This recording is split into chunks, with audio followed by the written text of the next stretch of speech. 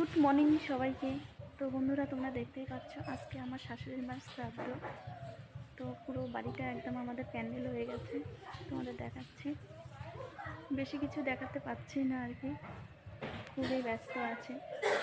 তোমাদের ঠিকমতো করে কিছু দেখাতে পাচ্ছি না, পরে দেখাতে পারবো কি পারবো না সেটা জানি না, ব্যস্ত থাকবো।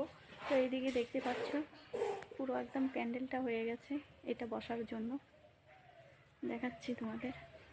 এই যে দেখতে পাচ্ছ,